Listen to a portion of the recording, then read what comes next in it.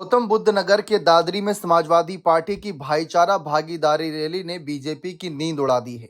पिछले 10 सालों में यह पहला मौका है जब समाजवादी पार्टी ने अपने मजबूत गढ़ से इतर जाकर इतनी बड़ी रैली की। यह रैली बीजेपी के मजबूत दुर्ग माने जाने वाले पश्चिमी यूपी में से 2027 की चुनावी हुंकार भरी है। यूपी में जब से जयंत चौधरी से अखिलेश यादव का गठबंधन टूटा, या यह कहे कि जब से जयंत चौधरी ने सपा का साथ छोड़कर बीजेपी के संग केमिस्ट्री बनाई, इसके चलते समाजवादी पार्टी पश्चिमी उत्तर प्रदेश में अकेली और अलग थलग पड़ गई थी। सपा के पास पश्चिमी यूपी में मुस्लिम वोटों के अलावा कोई अपना पुख्ता वोट बैंक नहीं है, क्योंकि यादव फिरोजाबाद और संभल के बाद वेस्ट यूपी में नहीं है। ऐसे में जयंत साथ थे तो सपा ने जाट मुस्लिम समीकरण ने सफलता मिली थी, लेकिन आरएलडी के पाला बदलते हुए अखिलेश यादव के लिए पश्चिमी उत्तर प्रदेश दूर की कोड़ी बन गया था। यही वजह है कि अखिलेश यादव अभी से नए सियासी फॉर्मूले को अमली जामा पहनाने में जुट गए हैं। जयंत चौधरी के जाते ही अखिलेश ने अपना गियर बदला और पश्चिम के समीकरण में जाट मुसलमान की जगह गुर्जर और मुसलमान का समीकरण बनाना तय किया। पश्चिम उत्तर प्रदेश में यादव आबादी बहुत छोटी है, ऐसे में पश्चिम उत्तर प्रदेश में मुस्लिम यादव कॉम्बिनेशन नहीं चल सकता।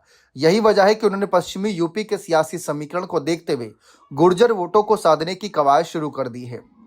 पहले से ही अखिलेश के पास अतुल प्रधान जैसा जुझारू गुर्जर चेहरा था, जिसका मेरठ के आसपास गुर्जरों में प्रभाव माना जाता है।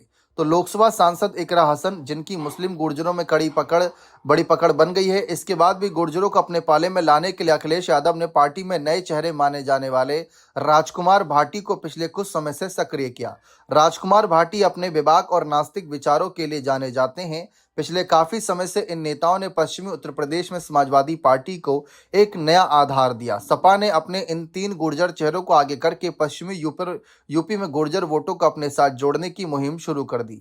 लेकिन क्या अखिलेश की साइकिल गुर्जर वोटर्स पर सवार होंगे, ये सवाल है। जाट वोटर लगभग अखिलेश का साथ छोड़कर बीजेपी के साथ चले गए, तो अखिलेश ने नया कॉम्बिनेशन खड़ा किया। हालांकि आज भी माना जाता है कि गुर्जर बिरादरी का बड़ा वोट बैंक बीजेपी के साथ है, जो पहले कभी बसपा का आधार हुआ करता था। वहीं जाट नेता जयंत चौधरी के मोदी सरकार में मंत्री बनने के बाद कमोबेश से माना जा रहा है कि जाट भाजपा के साथ जुड़ गया, लेकिन एक दिन पहले महाराजा सूरजमल की मूर्ति अनावरण के कार्यक्रम में उन्होंने दूरी बनाए रखा। इसे लेकर सियासी चर्चा तेज है, लेकिन सूरजमल की मूर्ति से जाट शब्द को हटाने को लेकर प्रशासन से हुए विवाद के बाद बीजेपी के अपने जाट चेहरे संजीव बालियान भड़क गए। फिलहाल देखते हैं आगे क्या माहौल बनता है।